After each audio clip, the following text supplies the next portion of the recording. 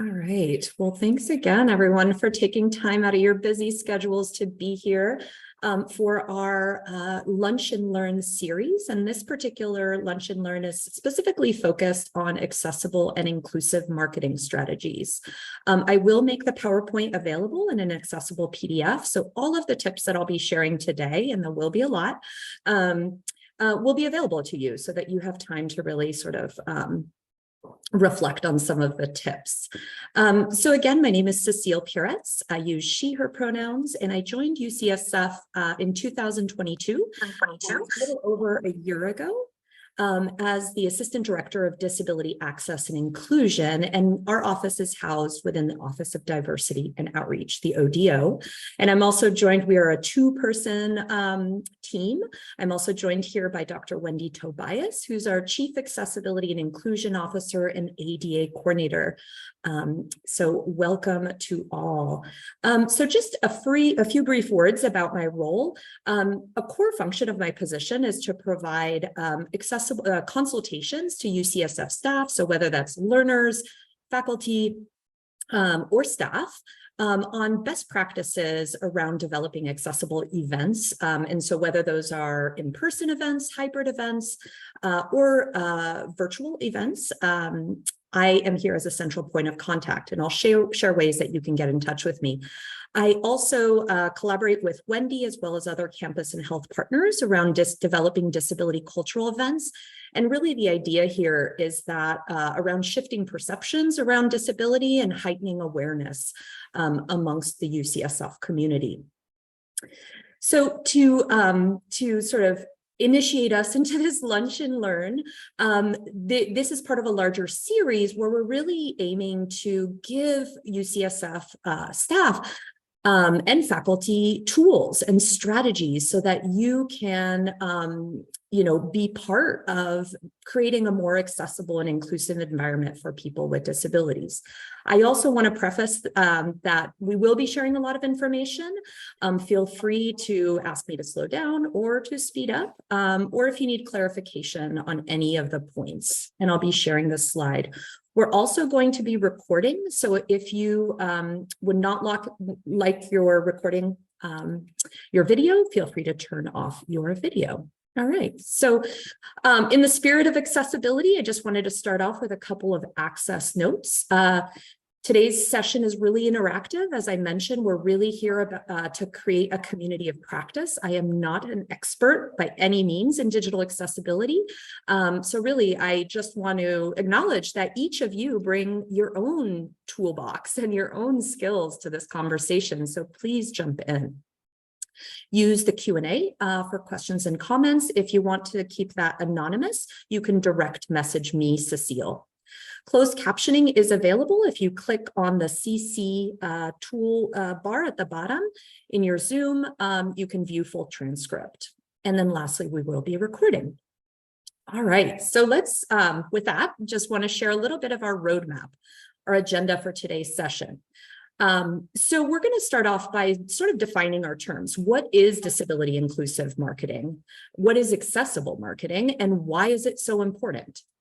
I'm also going to be sharing some core tips for best practices around accessible marketing. We're also going to be talking about a really important topic that gets left out of our marketing conversations often, and that's of talking about disability representation in marketing. How do we ensure that we're accurately and authentically representing folks with disabilities through our imagery in our marketing, but also involving people with disabilities? And then we'll wrap it up with some resources, and then I want to leave a lot of time for conversation. All right, so just a quick overview of our office. The purpose and mission of our office is really to ensure an accessible place for people with disabilities to work, learn, and receive healthcare at UCSF. Wendy and I also facilitate education and training across UCSF campus and health, really around heightening awareness around disability. We provide programs that explore disability culture and identity, and I encourage you to sign up for our Disability Allies newsletter, which I'll share in a moment, for updates on programs. And then lastly, Wendy Tobias offers services for any UCSF constituent, patient, faculty, staff, or learners who have grievances related to UCSF programs and services based on disability. So those are a couple of resources. Okay, so what is accessible inclusive marketing? A lot of times we get really overwhelmed by these ideas. Where do I start? So really one grounding idea is that accessible and inclusive marketing uses inclusive design principles to allow all users to fully experience and engage the content. So really, we want to ensure that we're creating an equitable experience, for example, for someone who is blind or has low vision, as would a sighted person. Inclusive research also aims to accurately and authentically represent the broad spectrum of people with disabilities. So we're also thinking about intersectionality. How does disability intersect with race and gender and age and so many other factors? So ensuring that our marketing is really grounded in accurate and authentic representations. And then lastly, it is the law to ensure, as part of ADA, Americans with Disabilities Act, to ensure that our marketing and communication and information is accessible to all people with disabilities. Okay. So here are a couple of just statistics to ground us today. Why is inclusive marketing so important? So we know, according to the CDC, that 26%, that's a really sizable percent of our population, adults in the US have disabilities. So that's 1 in 4 people in disabilities.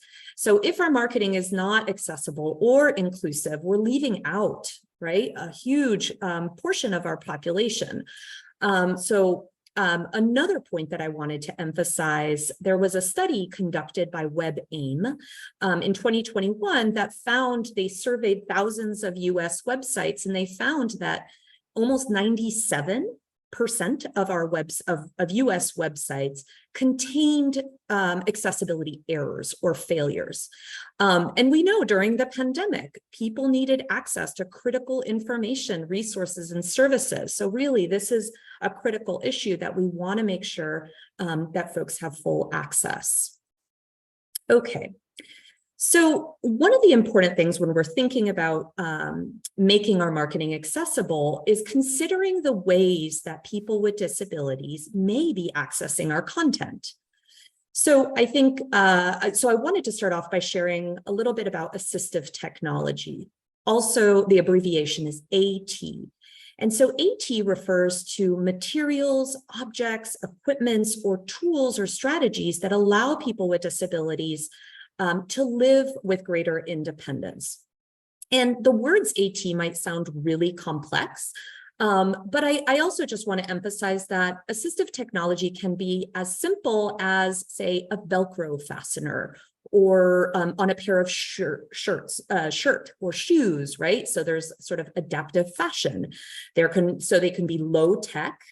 It could also be high tech, like a specialized digital device or a screen reader that someone who's perhaps blind or low vision uses to access content on a web page. Other examples include a refreshable braille device, so different sort of ways that people can access content using devices. So one type of assistive technology that we'll be talking about today is screen readers. So screen reader is a form of AT that identifies what is being displayed on a computer or a digital document using text to speech. So perhaps there's like a synthetic voice that may read out the text on a website. And the important thing to remember here is that someone who's a user of screen readers, it offers them the same level of independence and privacy as anyone else, making sure that the content is accessible for them. Okay. So another core point that I want to emphasize is this idea of nothing about us without us. We're going to take a little shift from AT. And think about the ways that people with disabilities have historically not been included in any planning processes around marketing, right? So a lot of the images that we see in media and films are typically informed by non-disabled people. So it's really important that we understand that people with disabilities want and should be involved in any marketing process. So as much as possible, this idea of nothing about us without us is any policy or program or strategic plan or campaign that you are creating should, at the very least, involve the direct input of people with disabilities when you're creating that content. Another point, we talked a little briefly about disability representation, and we've seen over the last few years that disability representation in film and media has gotten better, a little better, very slowly. But according to GLAAD, G-L-A-A-D, which is the largest LGBTQ media advocacy organization, in 2020, they found that more than 95% of all characters with disabilities in film and television are played by non-disabled actors. So again, emphasizing this point is that people with disabilities are really the experts of their own lives and choices and decisions and should be included. Okay, and then often when we're looking at sort of mainstream media of people with disabilities, historically, people with disabilities have been represented not in the most positive terms, right? There's often a lot of negative stereotypes and tropes, such as a person with a disability represented as somehow a victim, or in need of help, or overcoming their disability, and that their life will be better without their disability. These are all very false and harmful narratives. And so as we're talking today, I'm going to share a few examples of ways that you can really think about how do we shift representations to be more accurate and respectful. So this slide shows an image of an Australian disability rights activist, Stella Young, who has unfortunately passed away. And what was so powerful about Stella's work is that she coined this term called inspiration porn. Apologies for the bad word, but and this idea of inspiration porn is that people with disabilities are often portrayed as being inspirational to able-bodied people based on their disability. So you may have seen commercials of, either Shriner Hospital or children who are being, celebrated. And while these things are okay, we do want to celebrate and affirm disability, but I think it's also the way that these media campaigns are framed in a way that positions people in an objectifying and othering way. So I will be sharing a video. It's a short TEDx talk, which is really okay. So I'm just going to go quickly over this. There's a couple of stock photo outlets. Of course, always rely on, our UCSF stock or digital image library, which you all should have access to, but I also wanted to make you aware of a couple of other resources, just as examples, so that you can see what does it look like when folks with disabilities sort of take ownership of their own representations. So Disabled in Here, this first link, is a disability-led stock image library that celebrates disabled, Black, Indigenous, and people of color. And all of those photos are available, they have sort of built-in alternative text, which we'll be talking about in a moment, and they're all available to use. Disability In, IN, is another organization that promotes some really great sort of disability inclusive stock photography. And then just a quick note here, there's just some notes around licensing, providing credits. So those are things that you may want to consider. And then I also included a point here around anytime you're sharing any type of images or visual content, and we'll go over this in more details, always use all. And I'll define that in a moment. Okay. So any questions so far? I'm just going to sort of just check the chat. Okay, great. Nothing so far, Cicely. Okay, thank you, Wendy. Okay. So now we're going to dive into a little bit. We've talked about representation of disability in popular culture and media and why it's important to sort of shift that narrative. But language is another area where it's really important to be mindful of the way that we talk about disability, the way we interact with people with disabilities. Language is a really powerful tool. It has the ability to exclude and stigmatize, but it also has the ability to include and create a sense of belonging.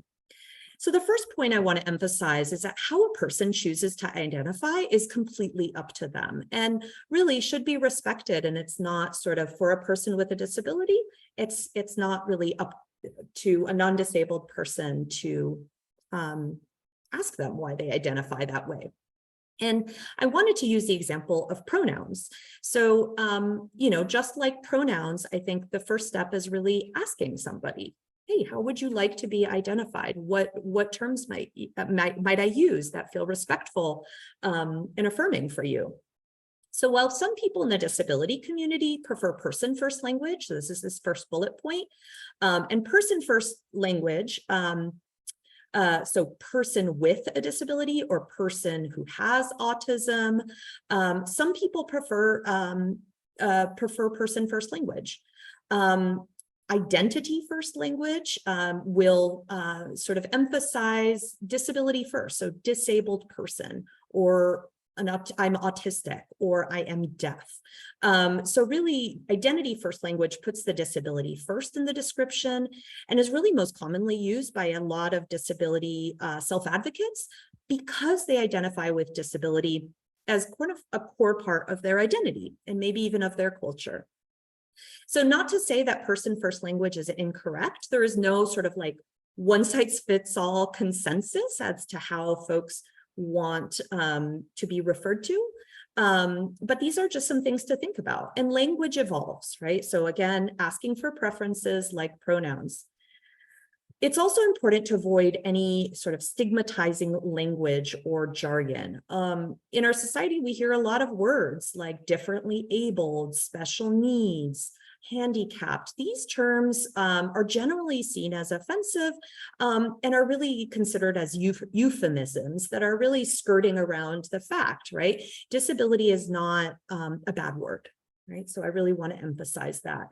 Also, as we talked about a moment ago in some of these larger stereotypes around disability, avoiding negative language, referring to a person with a disability as a victim or a sufferer or confined to their wheelchair or wheelchair bound. These are all inappropriate terms. And so, I did want to say that for a lot of folks, having access to a wheelchair or a mobility device can be incredibly liberating for them and not something that is seen as negative. Okay. And then also in the hard of hearing community, a lot of folks prefer hard of hearing as opposed to hearing impaired. Okay. That's a little bit more about language.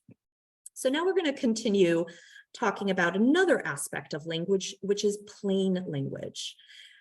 Especially when we're working in academic spaces, we tend to use academic language and so one of the pieces of accessibility that's often forgotten is around cognitive accessibility. So for someone who may not understand that jargon, the content of your marketing campaign may not be accessible to them from a cognitive point of view. So some tips here is just avoiding acronyms and abbreviations. If you do need to include them, make sure that you define the full term first and then subsequently include the abbreviation. And just using, there's a couple of resources here. There's a reading level checker. And Wendy, correct me if I'm wrong, I think it's somewhere between a 7th or 8th grade reading level. And this was identified in research as sort of like a baseline for, thanks for confirming that, Wendy. Yeah, this is a baseline for plain language. It doesn't mean that we're making the language any less informative or any sort of bringing it down a level. This is really about creating universal access, right? So this might also benefit someone who's a language learner or someone who has a traumatic brain injury, and processing a lot of words might create some real barriers. Okay. So we've talked about language. When we're doing social media posts on Instagram or on Facebook or anywhere really, a lot of times we use hashtags. And hashtags sometimes can be really long. They're a great way of sort of organizing information and themes, but there's a technique called camel case, which makes hashtags easier to read. And the basic idea here is that we are capitalizing the first letter of every word in your hashtag. And the advantage of this is that someone who relies on a screen reader, so a form of assistive technology, the screen reader will pick up each of the words in the hashtag. If you just include them all lowercase, it's not going to be as accessible to someone who uses a screen reader. And also, as someone who's sighted, I typically, when I'm reading long hashtags, it helps me as well identify and differentiate the words in the hashtag. Okay. All right. So now we're going to move in. We're about a little over halfway through. We're going to be talking about digital, how to make your digital documents more accessible. So there is a built-in accessibility checker in all Microsoft Office products. So that's Excel, Word doc, PowerPoint, Outlook.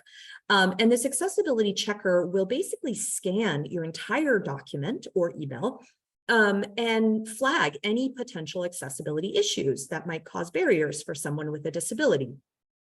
And so in addition to scanning your document, it'll also propose solutions for fixing them. So this is really important as you're creating any sort of document or marketing campaign. It's always easier to start with your accessibility checker on. So as you're going through your document, you can sort of see what those errors might be. And here I've just included a couple of quick bullet points on how to manually launch it. And just for the purpose of this training, I won't go over that, but I'll be sharing this in the recording. Okay, so now that we've talked about the accessibility checker, a couple of things that you might notice in reviewing your document. So alt text, which I mentioned earlier, is really an essential part of web accessibility. And basically alt text adds a short written description, typically 150, 140 words or less, that is embedded in an image. So if someone can't visually access an image on a website or even on a digital flyer, if there's no alt text, they cannot access the content of that image, right? So again, we're aiming towards equitable experiences. So for alt text, some just key things to keep in mind is always to put a period at the end of your alt text. This will signal to a screen reader that that's the end of the alt text. It's not necessary to use words like image of, and we're going to do an example in a minute, image of or picture of a rabbit coming out of a hat, because the screen reader already knows that it's an image, so that you could practice some word economy there. So you can leave that out. Again, 140 words or less. And really what you're aiming for with alt text is to describe the context. What are the essential, you don't have to describe everything, but what are the essential features of the image that you would want your user to know? Okay.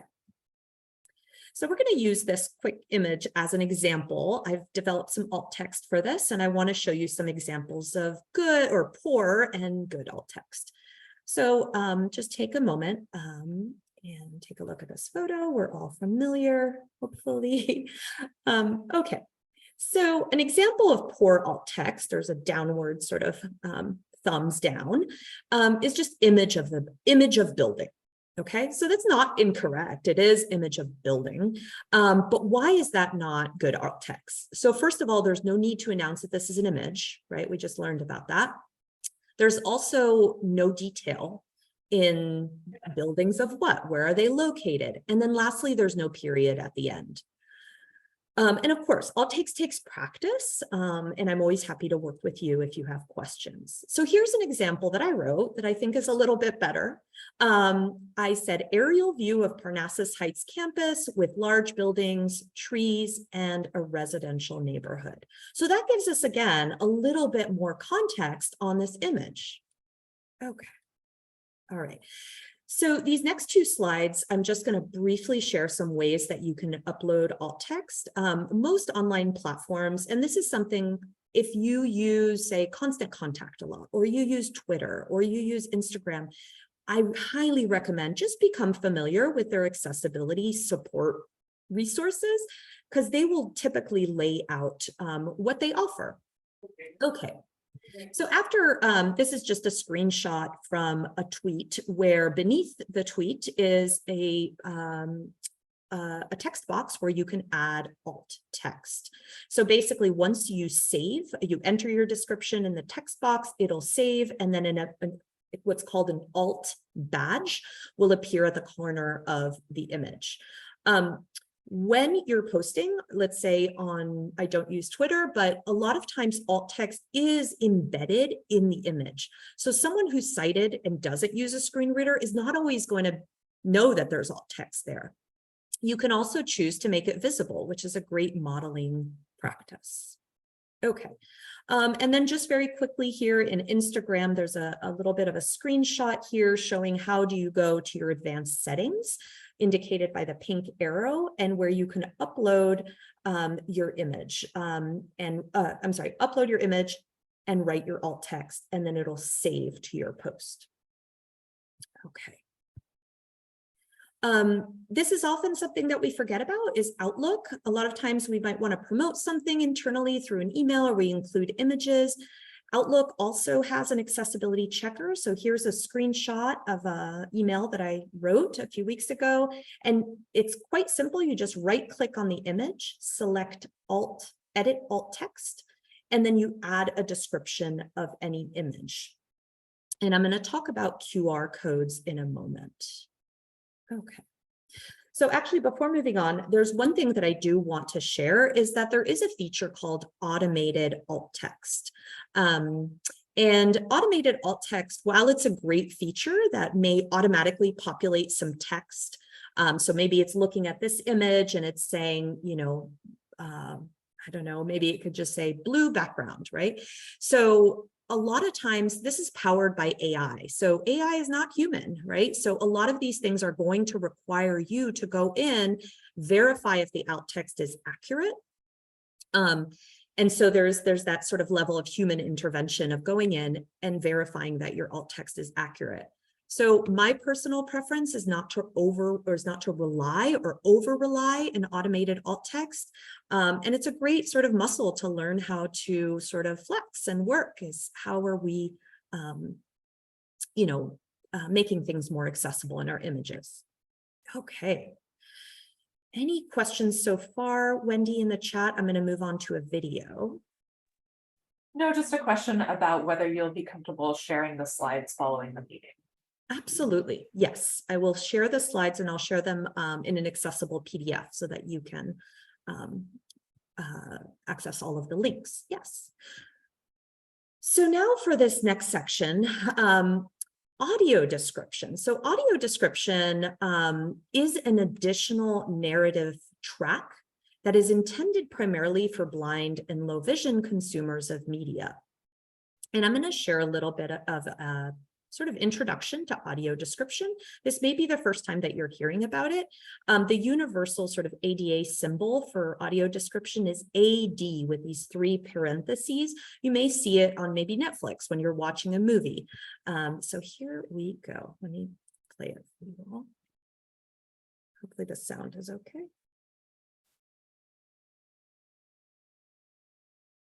And in person by a trained describer, or as a in person by a trained describer, or as a I apologize. and in person by a trained describer, Sorry, and Wendy, in I'm not person sure. by a trained describer, or as a recorded narration. Hollywood Films, Netflix, and other major film and TV productions often hire professional audio describers to write and voice the description of their videos. See if your favorite Netflix show or movie has audio description by clicking on the dialogue icon near the bottom of the player and searching for it in the audio column. Social media video creators can hire professional describers and voice actors too, but by following a few simple rules, getting started with audio description is actually pretty easy. First, make sure to talk your text. If you are relying on your audience to receive information by reading, your video is not accessible. Avoid this by making sure you narrate all important text that appears on screen. This includes title cards and lower thirds. Second, always introduce. Whenever possible, have the people in your videos introduce themselves as they appear. This way, it's easier to identify speakers and differentiate between them throughout the video. Having people introduce themselves with name and title often removes the need for inaccessible lower thirds entirely. Third, describe scenes that aren't heard.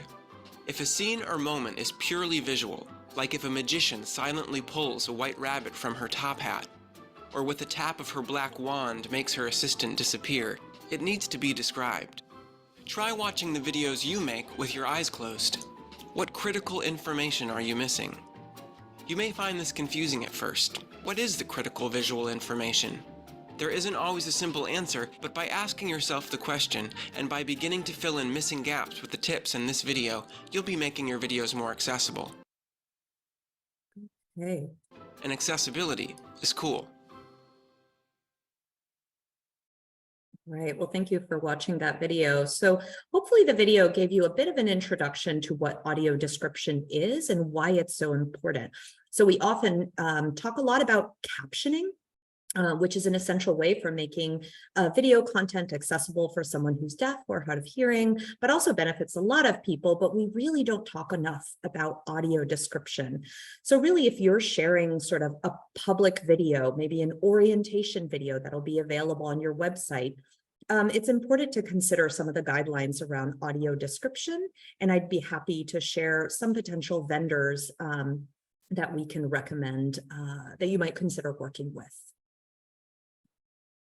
Okay, so as I mentioned a little bit a few moments ago, captioning applies to all video content shared on websites, social media platforms, and emails. So there's a couple of different types of caption. There's open captions and closed captions. Closed captions allows the viewer, like we're in Zoom today, if you click on captions, it'll show them, but you also have the ability to turn them off. So there's the on-off component. And then open captioning is captioning that is sort of burned into the film or the video. There's recommended is to sort of, give agency and choice. And so you can turn it on or off. So that would be closed captioning. So as you noticed in Zoom, we're using, today, we're using automated captioning. Automated captioning is not considered to be 100% accurate. So it's really important to, so if somebody, for example, requests an accommodation for a program or an event at UCSF, and they ask for captioning, it's typically referring to a human captioner, a human transcriber that's also known as CART, C-A-R-T, computer access real-time transcription, which is different than automated captioning. So that's a distinction to be aware of. And it's also recommended to use a professional third-party vendor to generate the captions for your video or your webinar. For shorter posts, like maybe on social media, there are ways that you can sort of do it yourself and use YouTube to create your own captions. And then I included two vendors here that you may consider. Okay, so now we're going to move into hyperlinks. So just like hashtags, a lot of times we'll use hyperlinks to link to a registration form or to a survey. So the one thing to remember is don't capitalize or avoid capitalizing letters in a link, right? And then avoid using long URLs. It's just someone who's using a screen reader is going to read a whole string of letters, and that's just not effective. So use something like tiny URL or I think it's called bit.ly, something that will shorten your URL that you can put on a digital flyer. And then lastly, don't use words like link or click here and then include your URL in that. That doesn't give a clear understanding of where the user is being taken. So an example here of a useful hyperlink will be to say, subscribe to the Disability Allies newsletter, as opposed to the whole URL link, even if it's shortened, right? So just some things to think about when we're creating useful and meaningful hyperlinks. Okay, so color contrast is another topic that comes up a lot when we're creating marketing materials, and they're really vital to accessibility. So all users, including those with visual disabilities, must be able to perceive the content on the page. It's also important not to use sort of color, just say color in your text as a way to sort of identify headers. So one good way to sort of check your color contrast is to use a free color contrast checkers. There's a lot out there, and this is just one that I shared. And so this would apply, say, to a PowerPoint presentation or to a flyer, but even to a website. So I'll be sharing that afterwards. Okay. QR codes, they've come back on the scene. We use them on flyers. Sometimes I use them on my PowerPoint so someone can link to, say, a flyer or a registration form. The one thing we tend to forget with QR codes is that they do require alt text as well.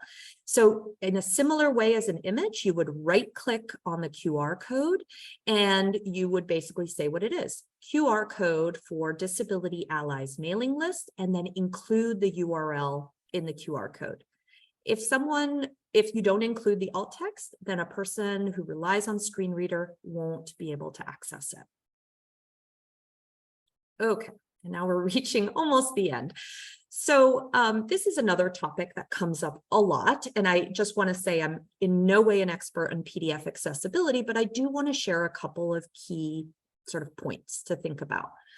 So an accessible, what do we mean when we're saying accessible PDF? It basically means that every piece of content in your PDF needs to be tagged. And by tag, these are sort of, tags are sort of invisible identifiers that refer to sort of, so that someone who uses a screen reader can easily navigate your document.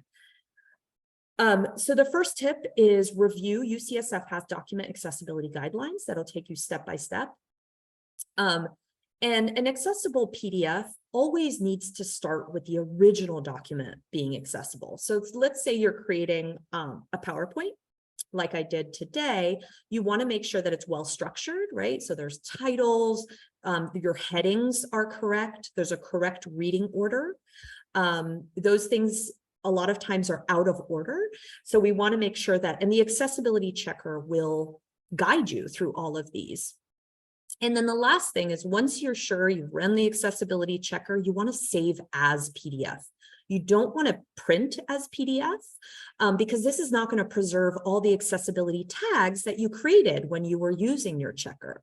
So that's just a very quick sort of rundown of what is an accessible PDF. I do want to put in a plug for Jill Walters, who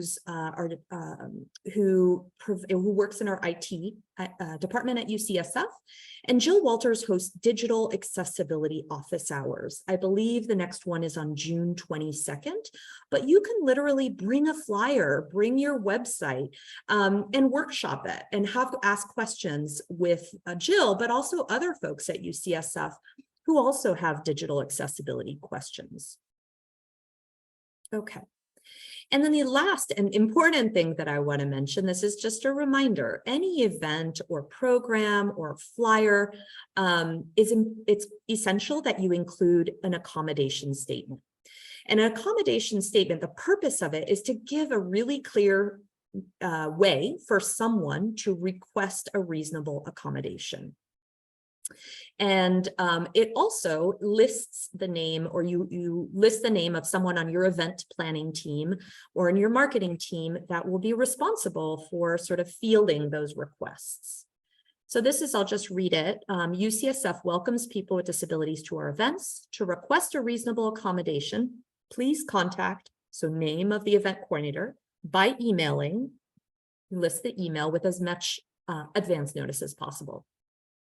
And you can, of course, shorten this for digital flyers or posters, but really, I think it goes a really long way and sends a really welcoming message when you're including an accommodation statement. Okay, so here I've included a QR code with alt text, but if you want to point your phone at the screen, I could also put it in our chat box, how you can access our Allies newsletter. So that concludes our session today, but I wanted to now open it up, and I'm going to take a look at questions in chat. Anything that came to mind, anything that you want to add or thoughts, suggestions? And feel free to use the chat or unmute yourself.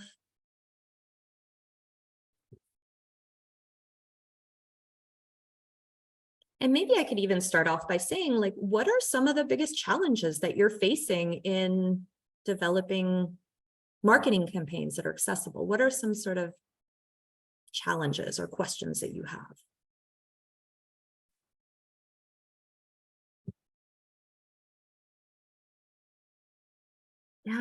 Yeah. So we have, there's a message here that someone not knowing that there is a color contrast checkers. Absolutely. Yeah, so there's a lot of free tools out there that you can use. I also forgot to mention in the beginning, and then I see Jessica's hand raised, and I'll just mention this first, is that our office is currently in the process of publishing a toolkit for accessible events, which will have most likely end of summer, early fall. And this will be available on our website with step-by-step guidance for creating accessible digital documents and events. Jessica. Thank you. And also really excited for that toolkit. A question that I have, I'm working with folks within my department division just about including the accessibility statement. And I think some folks are a little nervous that maybe they'll receive a request that they aren't sure that they'll be able to meet. I'm wondering if you could speak a little bit to the types of requests that you're receiving and maybe how we're defining reasonable. And I also thank you so much, Jessica, for that question. And I also want to invite Wendy, if you're here as well, if you wanted to share a little bit more about sort of how we're defining reasonable accommodations, and then I'm happy to talk about sort of what to do when you receive a request. Thanks, Cecile. Look, I've got my Pride Zoom up. I was multitasking, but listening at the same time. So a great question. And first of all, what we want to do is make sure we are, of course, making sure that people with disabilities know where to go if they do need an accommodation request for access. What is very unfortunate is if we don't say so, then they don't know, and then we're not hearing from them. And that really creates sort of a negative climate, right? So this is one thing we each can do in our own departments to benefit the climate for people with disabilities at UCSF. That being said, you may be wondering, okay, but what if there's an accommodation request that I'm not sure how to handle, or what's reasonable? Good news, Cecile, I don't want to steal the stage from you, but I'll just mention one of Cecile's roles is to be our campus contact for accessible events. So anyone can consult with Cecile about, if you're kind of stuck on, they're requesting X and I'm not sure how that works, or where would I find a vendor for that kind of thing. Cecile, what she won't do is make the decision for you, but she can help coach you through thinking through that decision making, because every situation may be a little bit different. So for example, a couple of requests sometimes are around either CART, that captioning, or American Sign Language. And fortunately, there are vendors available for things like that. It's always good to get, if you have a request like that, to sort of get on that right away, because it can take a couple weeks to schedule, especially if you need somebody in person to come.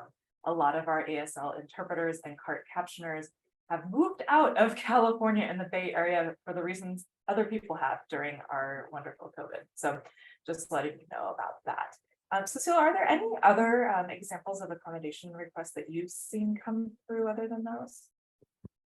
I mean, this one I haven't seen come through. Oh, actually, no, yes. So one example could even be like advanced copies of presentation materials. So maybe someone, which technically I should have done before today, so I apologize. But maybe someone, puts in a request for needing advanced copies of presentation materials so that they can access them using their screen reader. So right now we're in a PowerPoint and my slides are not accessible to someone who uses a screen reader. So if that helps benefit them and lower barriers to their engagement, that might be an example.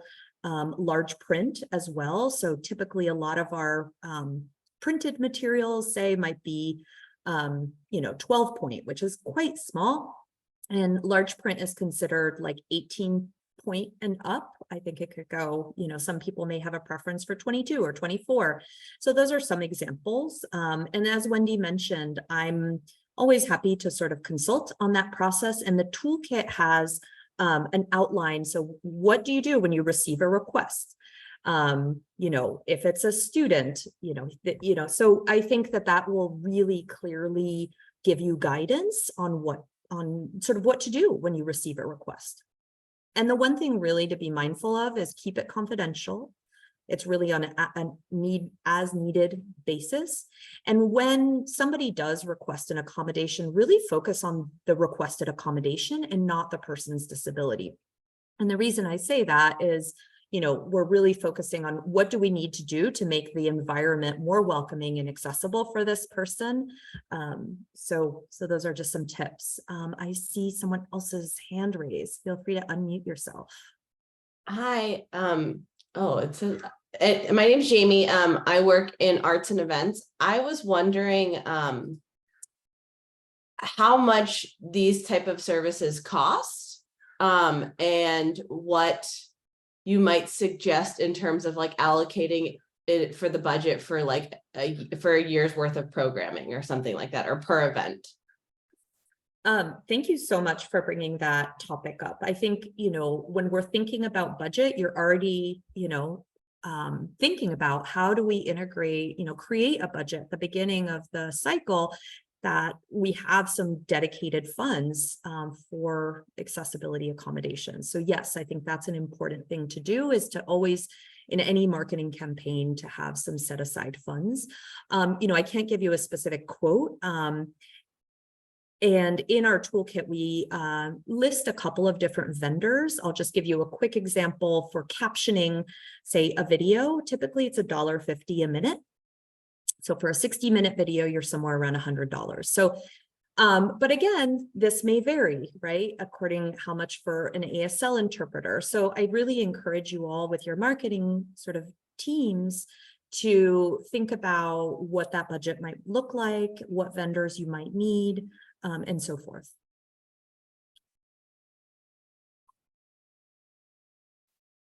Okay. Yeah, that's great. Any other question? I was just going to add, while people are thinking along that line of how much do things cost, I know that the toolkit will have some example costs for some of the accommodations. Just know, though, that prices can change over the years, or depending on the service, depending on, say, if you have a short event, you may only need one interpreter or cart captioner, but maybe if you have an event that's an all day or a half day event, maybe you'll need a team so that they can switch off every 20 minutes, that kind of thing, and it may cost a little more. Obviously, we want to make sure that we are, as was noted, kind of pre-planning in the budget and setting aside some dollars for potential accommodations. And if you don't need them, maybe you can roll them over for the next year or something like that. Hopefully your budget folks will let you do that. But it's so much better to be prepared and have the money than, to not be able to provide something somebody needs for access. Thank you for that, Wendy. And I'm seeing if it's okay, I'm just going to read this comment in the chat, unless the person would like to unmute and ask it live.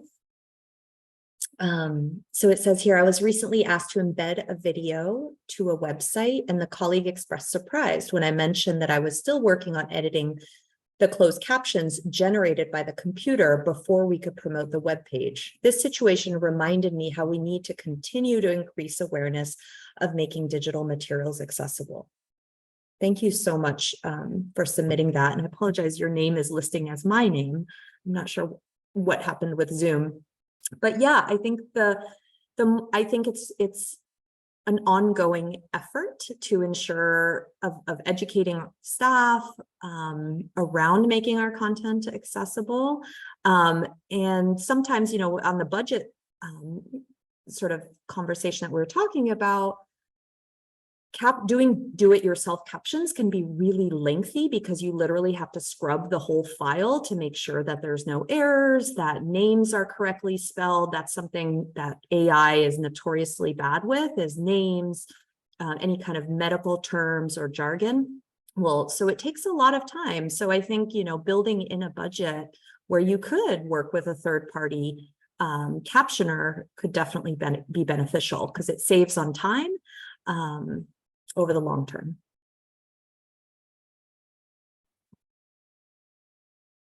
And I know we have about 8 minutes left or so, and I'm happy to give you all some time back, but I'm curious if anybody has either any additional questions or any topics that you would like to see future Lunch and Learns focused on.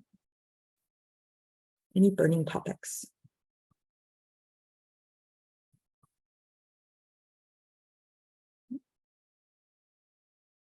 Okay, well, thank you all for coming today. Thank you for joining. I hope this was useful. We will be archiving this recording, and I hope you all have a great rest of the week.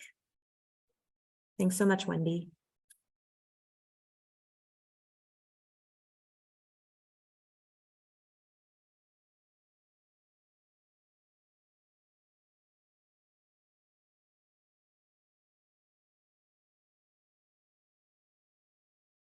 Harry, should I just end the meeting and the recording will show up?